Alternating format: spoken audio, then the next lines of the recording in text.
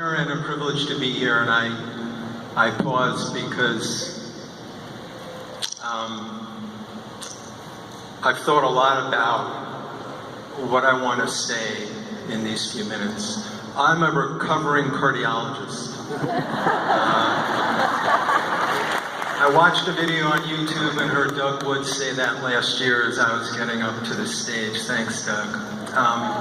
So that's really unique because it allows me to look at where I came from and where I'm going. And the most important thing I want to say is this in one sentence, that you don't need to be a doctor or healthcare professional to transform people's health and lives.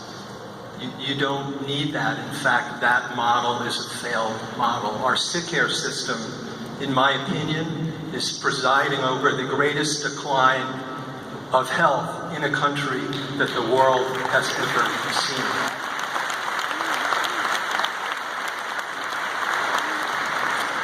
Only 4 billion prescriptions written a year in America. That's 13 for every man, woman, and child, in spite of the fact that our technology and production of drugs continues to grow. And side effects, by the way, are not side effects. They're effects. They're effects, right? We don't want to see them or talk about them, so they're in small print. But they aren't side effects. They are effects. And what's interesting, you look at the CDC, leading causes of death in America, as you know, first is cardiovascular disease, second is cancer, third is accidents, third is actually the sick care system, 200 to 400,000 deaths per year. Think about that. And George Orwell talked about the memory hole. George Orwell, the truth ministry. Well, the sick care system is a truth ministry and memory holes, where we really don't talk about what's real. What's real is that the health of America is declining, as Dr. Anderson has shared with us. Our lifespan actually is. In the first 9 months of 2015, the lifespan of Americans was shorter than in 2014. And that was due to diseases related to overweight and obesity. And that was predicted in the 1970s when the obesity epidemic started to rise. So if you think our survival as a species is guaranteed, I'm here to tell you that it's not.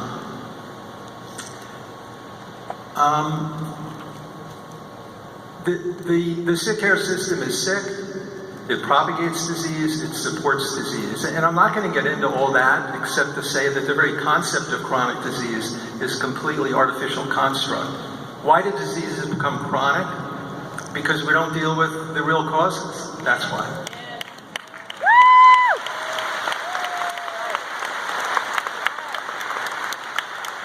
And if there's some health professionals in the audience and I'm unsettling you a little bit, good. We need to take a cold-blooded look at what's real. 95% of heart disease is preventable and most of it is reversible. At least 50% of cancer deaths are preventable. 90% of type 2 diabetes, the leading cause of diabetes and pre-diabetes, are preventable and reversible. Right.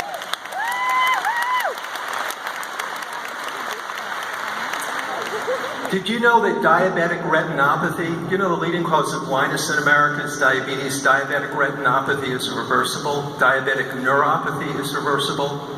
Do you know the leading cause of kidney failure and dialysis in America is diabetes? The leading cause of amputations is diabetes. And diabetes is, in essence, a disease of lifestyle. And while the sick care system wants to claim diseases so they can take control over them away from you and patients by saying obesity is a disease, I challenge that. Obesity is not a disease. It's a way of life. So enough about that. You've been given a gift. And years ago I said you had a diamond in your hand.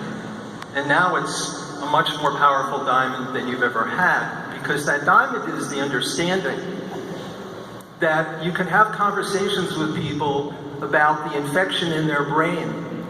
The infection is that they believe they're powerless. There's complacency. that they don't know what to do, that they're confused, that their doctor said this or that, and you can say to them, you know what? There's a new world. It's called the new world of health, learning new choices and new habits. So you can be the best you can be as an organism and as a human being. To do that, we need to be authentic. And I just want to talk about that, because that is terribly important. Being authentic means, it's really what Helen was saying and Dr. Anderson was saying. The brand doesn't build itself. You build the brand. Each and every one of you builds the brand. The brand is not a logo or a slogan. The brand is how we design our lives. Do you know that you can lengthen your life by habits of health, which lengthens the telomeres on your chromosomes? You can also shorten those telomeres and shorten your life by the choices you make each and every day. Do you know that prostate cancer is reversible? You can turn on genes and turn off genes by the way we live. So the opportunities to create health for people are growing and expanding every moment of every day. And by being authentic, what I mean is, I hope that each and every one of you engages with what we are doing fully, with your hearts, with your bodies, with your minds, so you make the decision that you can represent a new way to think, a new way to live, and a path that empowers people to allow their bodies to do something that they actually do really well when they're allowed to, and that's called heal. Thank you. Thank you. Dr. Geraldine